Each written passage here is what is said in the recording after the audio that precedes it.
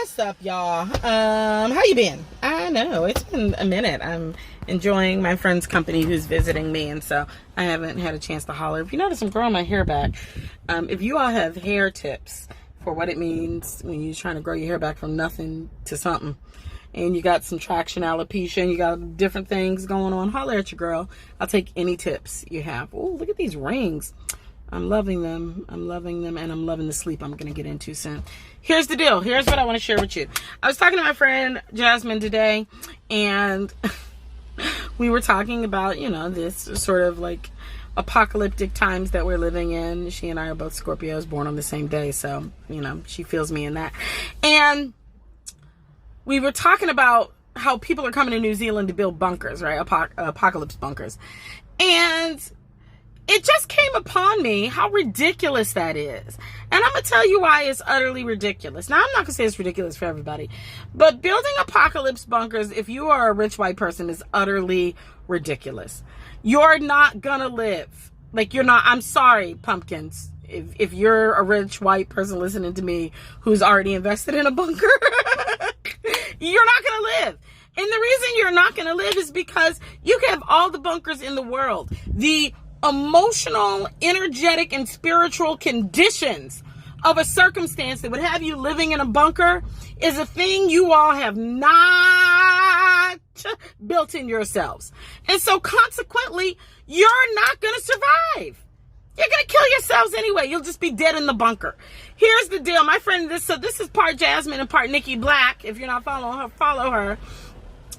Both of their ingenuities brought me this conversation right now, right? Nikki Black posted something on her page the other day that was like, in these,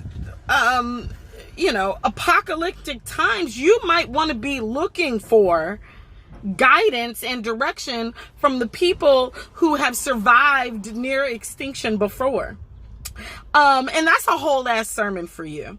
If you think you are getting ready to live through whatever it is that it seems that this world has brought about on itself, without the guidance of indigenous folks and people of color who have survived centuries of attempted extinction, you're delusional. It's not going to happen, friends. It's not. You literally just don't have the resilience muscle to survive such a thing. Yeah, like, I mean, when the Great Depression happened, white people were throwing themselves out of buildings. Your Enron people killed themselves rather than go to jail. Like,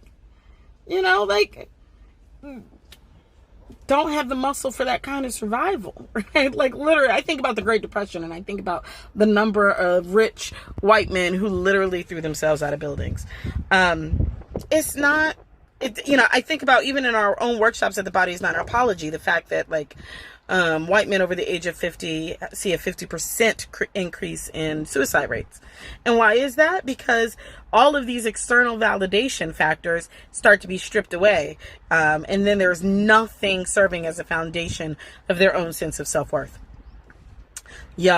So major key alert, you're going to need to... anybody talking about surviving these end times and not living with a deep, intimate connection and reverence for and guidance by and compensation to indigenous people and people of color, you're not going to make it. You're not going to... I'm sorry to be the bearer of bad news, but you cannot survive. We are at a point in history where you simply will not survive without the knowledge and resource of the people who have already lived through multiple attempts at extinction. So, if that's not where you're taking your guidance and your lesson and putting your resources and galvanizing your community to listen to, it's just not probably going to work out for you. So your bunker's a waste of money is basically what I'm saying. All right, y'all.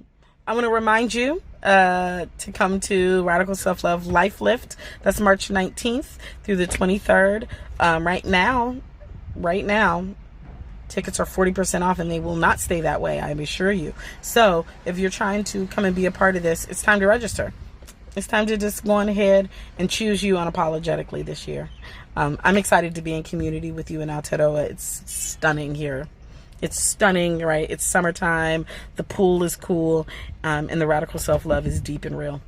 All right. Talk to y'all soon. Bye.